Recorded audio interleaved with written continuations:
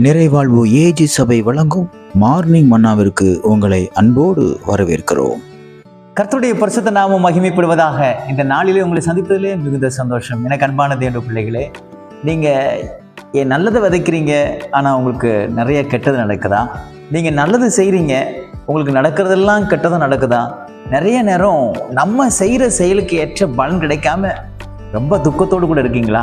கர்த்தர் இன்னைக்கு உங்களுக்கு சொல்கிறாரு, நீங்கள் என்ன நன்மை செஞ்சீங்களோ, இல்லை என்ன நன்மை செய்ய போறீங்களோ, இல்லை செஞ்சுக்கிட்டு இருந்தீங்களோ, அதற்கு ஏற்ற பலனை கர்த்தர் தருவார்.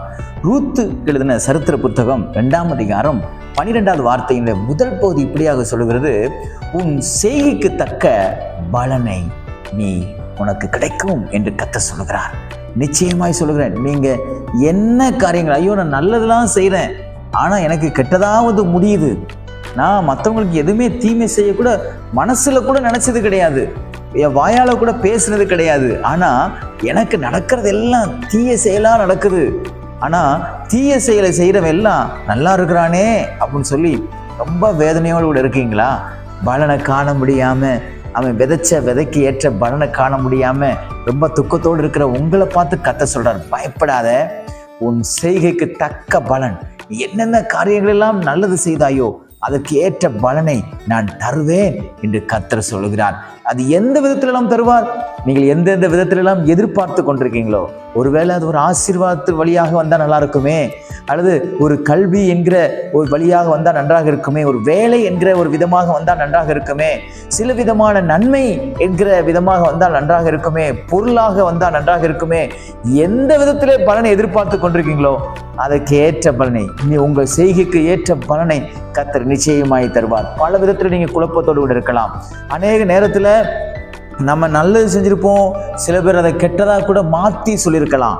அதெல்லாம் பற்றி ஒரி பண்ணிக்காதீங்க. நான் இப்படி சொன்னேன், அவங்க அதை மாற்றி சொன்னாங்க. கர்த்தர் நீங்கள் என்ன சொன்னீங்களோ அதற்கு ஏற்ற பலனை கர்த்தர் செய்வார். நீங்கள் நல்லது செஞ்சுருப்பீங்க, அது அவங்க பார்வைக்கு அது கெட்டது போல தெரிஞ்சிருக்கலாம். பாருங்கள், நிறைய நேரம் மனுஷங்க அப்படிதான் பார்ப்பாங்க, ஆனால் கர்த்தர் அப்படி பார்க்கிறவர் அல்ல.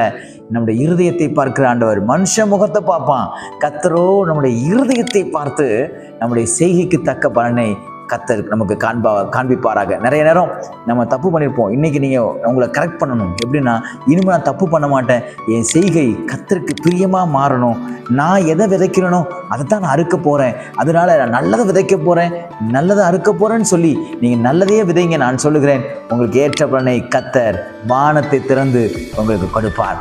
நீங்கள் எந்த விதத்தில் கேட்குறீங்களோ அந்த விதத்தில் உங்களுக்கு பலன் கிடைக்கும். இன்றைக்கு பலன் கிடைக்கிற நாளாக தேவன் உங்களுக்கு மாற்றி கொடுப்பாராக.